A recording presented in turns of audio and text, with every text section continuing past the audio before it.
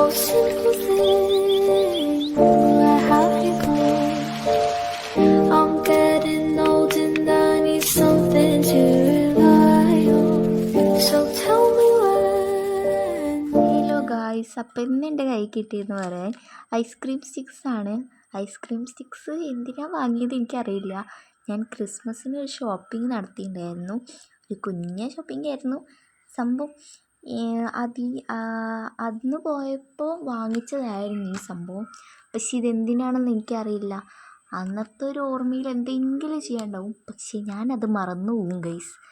ഞാൻ പെട്ടെന്ന് മറക്കുവാണ് അങ്ങനെ എന്താ ചെയ്യേണ്ടതെന്ന്. പിന്നെ ഞാനതൊക്കെ ഒരു നോട്ട്ബുക്കിൽ ഞാൻ എഴുതി വെക്കാറാണ് പതിവ്.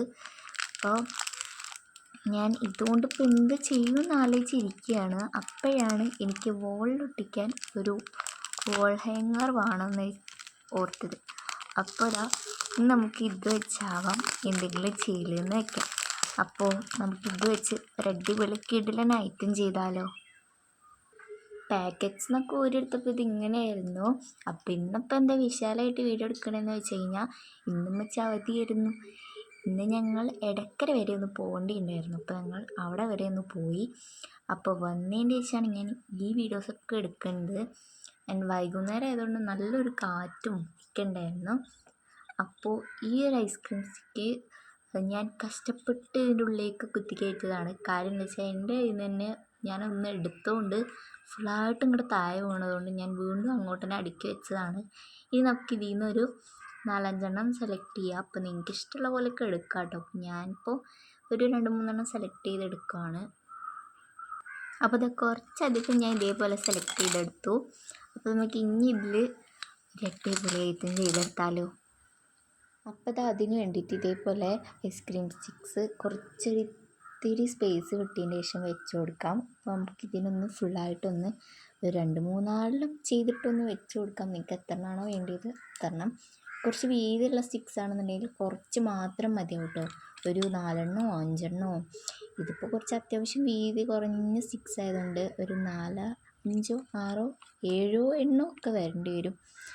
കാരണം കുറച്ച് വീതി കുറഞ്ഞ സ്റ്റിക്കായതുകൊണ്ടാണ് ഇതേ പ്രശ്നം. നിങ്ങളാണെങ്കിൽ കുറച്ച് വീതിയുള്ള സ്റ്റിക്ക് എടുത്തു കഴിഞ്ഞാൽ കുറച്ചും കൂടി അടിപൊളിയായിരിക്കും. അപ്പോൾ നമുക്ക് ഇതേപോലെയൊക്കെ ഒന്ന് ഒട്ടിച്ച് കൊടുക്കാം. അപ്പോൾ ഇതേപോലെയാണ് ഞാൻ വെച്ചത്.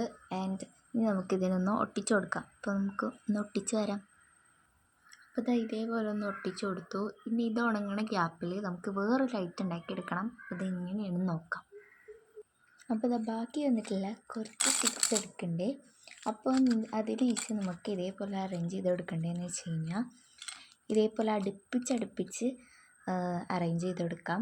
നേരത്തെ നമ്മൾ നല്ല ഗ്യാപ്പ് വെച്ചിട്ടല്ലേ അറേഞ്ച് ചെയ്ത്.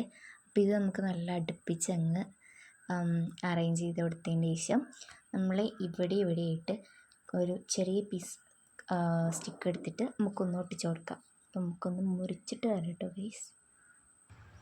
ഇതേപോലെ ഒന്ന് മുറിച്ച് കൊടുത്തിട്ടുണ്ട്. ഇനി നമുക്ക് ഇതേപോലെ വെച്ചിട്ടൊന്ന് ഒട്ടിച്ച് കൊടുക്കാം. അപ്പോൾ നമുക്കൊന്ന് ഒട്ടിച്ചിട്ട് വരാം. അപ്പോൾ അങ്ങനെ ഒട്ടിച്ച് കൊടുത്തിട്ടുണ്ട്.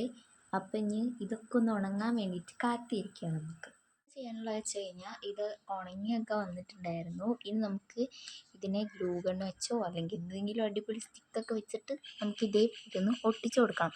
അപ്പോൾ നമുക്കിതിനൊന്ന് ഒട്ടിച്ചിട്ട് വരാം. ഞാൻ എന്താ ഗൈസ് ജസ്റ്റ് ഒന്ന് ഗ്ലൂ ഗണ്ണ് കൊണ്ട് സ്റ്റിക്ക് ചെയ്ത് കൊടുത്തിട്ടാണ് ഇത് ചെയ്തത്.